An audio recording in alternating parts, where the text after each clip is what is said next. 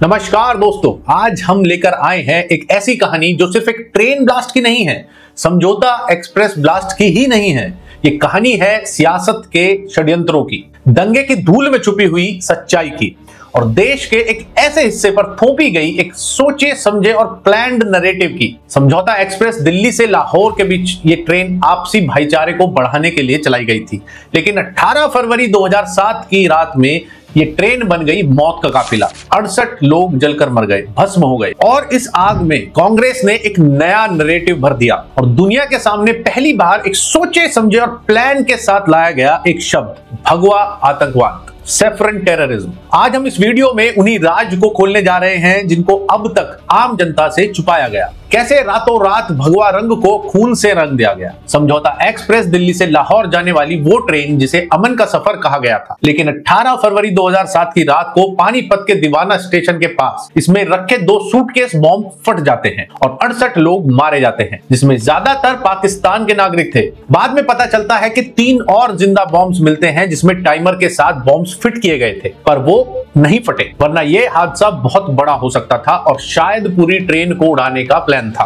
पूरा south Asia का media हिल गया, सब पूछने लगे कि आखिर ये हरकत की किसने। शुरुआत में कहा गया आईएसआई हो सकती है, फिर कहा गया लश्कर, जैश, हुजी, कोई भी हो सकता है। हरियाणा पुलिस ने अजमत अली नाम के एक पाकिस्तानी को अरेस्ट किया जिस पर ना तो कोई प्रॉपर डॉक्यूमेंट्स थे और एक की विटनेस के हिसाब से बॉम्ब वाले सूटकेस इसी अजमत अली ने रखे थे। आनन फानन में इन्वेस्टिगेशन हरियाणा पुलिस से लेकर एनआईए को सौंप दी जाती है, जो अब सरकार के अंडर में डायरेक्ट काम कर रही थी और ये अजमत अली को भी 14 दिन बाद रिहा कर दिया जाता है, कोई पुख्ता सबूत ना होने के कारण। इसके बाद इन्वेस्टिगेशन का शक गया सिमी के ऊपर, यानी students Islamic movement of India, वो ग्रुप जिसे 2001 में बैन कर दिया गया था और पुलिस सिमी के मास्टरमाइंड सफदर नागौरी को गिरफ्तार करती है। उसका नार्को टेस्ट किया जाता है। ये वीडियो टाइम्स नाउ के हवाले से उसी नार्को टेस्ट की है।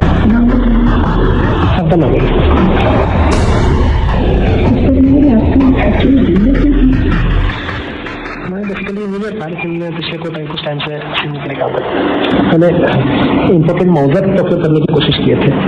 उसके लिए मैंने नासिर से बोले थे इम्पोर्टेंट मौजर मुझे चाहिए, क्योंकि मेरे प्रोजेक्ट में कुछ ऐसे कल्प्रिट गिल्टी इंडिविजुअल्स हैं जिसको पनिश करने के लिए हमको वो चाहिए। तो नासिर ने मुझसे कहा था कि आपको 47 नहीं चाहिए, वो उसके कॉन्टेक्स्ट पे पाकिस्तान में प्राइमरीली मैं पसंद नहीं करना चाह रहा था, लेकिन जो हम करना चाहते थे कि जो ऐसे गिल्टी कल्प्रेट थे उनको निशाना बनाना का प्रोग्राम था। हमको बहुत हर्ट हुई थी फीलिंग हमारी बात में डिमोशन से और गुजरात और बॉम्बे राइट से। हम सोचते थे कि ऐसे इंडिविजुअल्स को हम टारगेट करें, जिसमें वो पाकिस्तान के इन्वॉल्वमेंट और प्लानिंग सब कुछ खोल के रख देता है समझौता एक्सप्रेस ब्लास्ट केस में। बावजूद इसके शायद सरकार कुछ और ही तैयारी में थी और धीरे धीरे एक नाम उभर कर आया, स्वामी असीमानंद। कैसे और कहां से कोई नहीं जानता और वहीं से स्क्रिप्ट शुरू होती है सैफरन टेररिज्म यानी भगवा आतंकवाद की। कांग्रेस ने झट से प्रेस कॉन्फ्रेंस की, दिग्विजय सिंह, पी चिदम्बरम, मनीष तिवारी जैसे नेता बोलने लगे। देश में हिंदू एक्सट्रीमिस्ट भी एक्टिव हैं और बोला गया कि इस बार आतंक का रंग है भगवा। लेकिन सवाल यह है कि सबूत क्या थे। कहा गया कि असीमानंद ने जेल में जाके कन्फेशन दिया है, लेकिन उस कन्फेशन का कोई वीडियो नहीं, कोई सिग्नेचर नहीं, कोई विटनेस नहीं। बाद में असीमानंद ने कोर्ट में कहा यह कन्फेशन टॉर्चर से लिया गया था, लेकिन तब तक मीडिया ट्रायल हो चुका था। India today, NDTV, the Hindu जैसे मीडिया हाउसेज ने हेडलाइंस छापने शुरू किए। Hindu terror plot, RSS hand in समझौता ब्लास्ट। जो आरएसएस देश और गरीबों के हित के लिए काम कर रही थी, वहां उन्हें आतंकवादी बनाया जा रहा था और यह एकदम सोचे समझे तरीके से हो रहा था। एक प्लान्ड मूव था, एक पर्टिकुलर वोट बैंक को अपनी तरफ करने का। इसके बाद एनआईए ने इन्वेस्टिगेशन शुरू किया,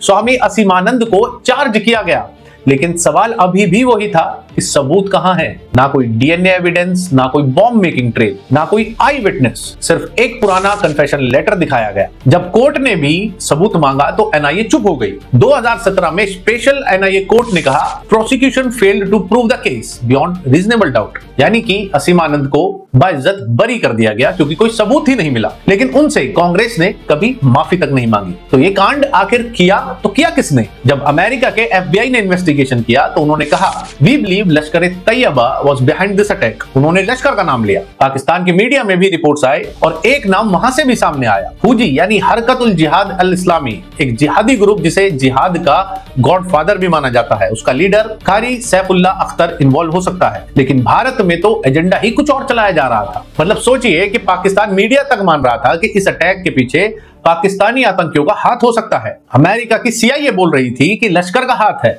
पर हमारी भारत की सरकार अपनी ही स्टोरी गढ़ रही थी। RSS और भगवा को लपेटा जा रहा था और यह RSS और भगवा आतंकवाद को लपेटने की कांग्रेस की एकमात्र कोशिश नहीं थी। इसके बाद हुए 2008 मालेगांव ब्लास्ट में भी RSS चीफ मोहन भागवत जी को अरेस्ट करने का प्लान किया गया था, वो भी बिना किसी सबूत के, सिर्फ एक प्रोपागेंडा के तहत। इसका खुलासा खुद एक ATS के एक्स ऑफिसर महबूब मुजव्वर ने हाल ही में किया। उन्होंने बताया कि उस समय के इन्वेस्टिगेशन ऑफिसर परमवीर सिंह ने उन्हें ऑर्डर दिया था कि मालेगांव ब्लास्ट का ब्लेम RSS पर डालकर RSS चीफ मोहन भागवत को गिरफ्तार कर लो और भगवा आतंकवाद को सामने लाओ। ये उसी क्लेम की वीडियो है। आदरणीय मोहन भागवत जी, इनको भी लाने का मेरे को आदेश था। सर, ये आदेश किसने दिया था मोहन भागवत जी को हिरासत में लेने का? मेरे जो इंचार्ज थे मोहन भागवत के बारे में या मेरे तपास के बारे में, वो परमवीर सिंह और उससे भी हायर अथॉरिटी जो थे उनका आदेश था। तो क्या कांग्रेस और उसके मीडिया दोस्त चाहते थे कि रियल कल्प्रिट्स कभी पकड़े ही ना जाए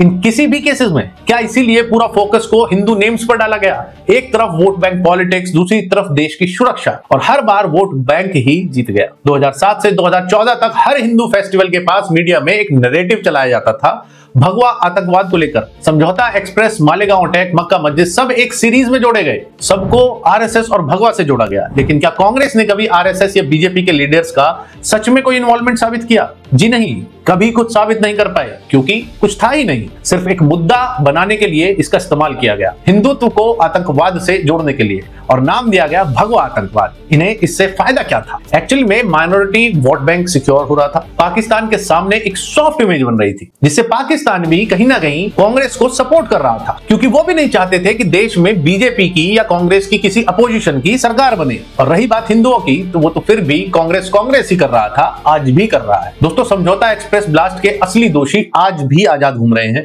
जिस पाकिस्तान ने अपने नागरिक खोए, उसने भी कभी प्रॉपर इन्वेस्टिगेशन नहीं किया, यहां तक कि उसने आई विटनेस तक को भेजने के लिए 4-5 महीने का समय मांगा। शायद वो तैयार करना चाहता था इन आई विटनेस को कि वो भी भारत सरकार के इस फेक नैरेटिव, इस प्रोपागेंडा यानी भगवा आतंकवाद को प्रूव करने में उन विटनेस को तैयार कर सके। और भारत में तो पॉलिटिकल प्रॉफिट के लिए सब कुछ किया जा रहा था। झूठी घटनाएं बनाई गई, हिंदू संतों को जेल में डाला गया, आर्मी के जवानों को टारगेट बनाया गया। लेकिन आज देश के लोग जाग रहे हैं, उन्हें पता है किसने देश को तोड़ने का काम किया। आज आपको फैसला लेना है कि वोट बैंक पॉलिटिक्स जीतेगी या सच्चाई। अगर आपको लगता है कि ये सच्चाई सब तक पहुंचनी चाहिए, इस वीडियो को लाइक जरूर करें, शेयर करें हर देशभक्त के साथ। कमेंट में जरूर बताएं आपको क्या लगता है। मिलते हैं अगले एपिसोड में एक और राज के साथ। जय हिंद, वंदे मातरम।